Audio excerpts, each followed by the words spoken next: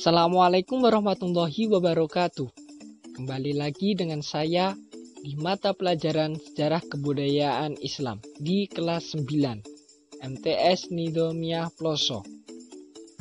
Oke, kelas 9 di pertemuan pertama kita akan belajar mengenai Islam Nusantara. Yang pertama kita pelajari yaitu proses masuknya Islam di Nusantara. Ada banyak sekali prosesnya. Yang pertama, perdagangan, perkawinan, pendidikan, tasawuf, dan kesenian. Kita akan bahas satu persatu, mulai dari perdagangan.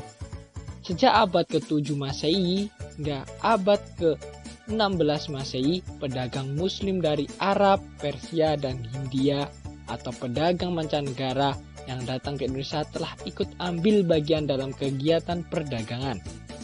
Pedagang Muslim yang berdagang ke Indonesia makin lama makin banyak sehingga akhirnya membentuk pemukiman dan berasimilasi dengan masyarakat asli seraya menyebarkan agama Islam. Jadi para pedagang Muslim dari Arab Persia sambil berdagang mereka juga berdakwah tentang ajaran Islam.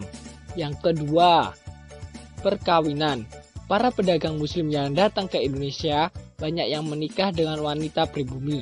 Sebelum perkawinan berlangsung, wanita-wanita pribumi yang belum beragama Islam diminta mengucapkan syahadat sebagai syarat atau tanda menerima Islam sebagai agamanya. Melalui proses interaksi seperti itulah penduduk pribumi lambat laun mengenal nilai-nilai dan ajaran Islam. Selanjutnya yaitu pendidikan. Pengenalan dan penyebaran ajaran Islam melalui pendidikan dilakukan setelah terbentuknya masyarakat Muslim pribumi. Pendidikan diselenggarakan oleh para guru agama, kiai, dan ulama. Jadi, setelah adanya penduduk Muslim pribumi, para ulama, para guru mengajarkan pendidikan kepada masyarakat lokal. Berikutnya adalah tasawuf. Tasawuf adalah ajaran atau cara untuk mendekatkan diri kepada Allah. Ajaran ini memudahkan orang yang telah mempunyai dasar ketuhanan lain untuk mengerti dan menerima ajaran Islam. Ajaran-ajaran tasawuf ini sering kita ketemui di cerita Babat Tanah Jawi dan lain sebagainya. Berikutnya yang terakhir dari proses masuknya Islam di Indonesia yaitu melalui kesenian. Penyebaran agama Islam di Indonesia terlihat pula dalam kesenian Islam seperti peninggalan seni bangunan, seni pahat, seni musik, dan seni sastra. Itu pun sudah dicontohkan oleh para wali songo dalam menyebarkan agama Islam di Jawa. Selanjutnya, faktor yang menyebabkan Islam mudah diterima di Nusantara. Ada beberapa faktor yang menyebabkan Islam mudah diterima oleh masyarakat di Nusantara. Yang pertama, syarat-syarat masuk agama Islam sangatlah mudah. Seseorang telah dianggap masuk Islam bila ia telah mengucapkan 2 kalimat syahadat. Sudah termasuk Islam.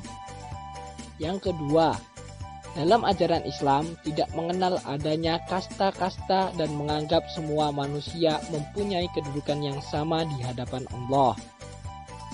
Kemuliaan seseorang tidak ditentukan oleh kaya, miskinnya, pangkat dan jabatannya, tetapi oleh nilai ketakwaan kepada Allah.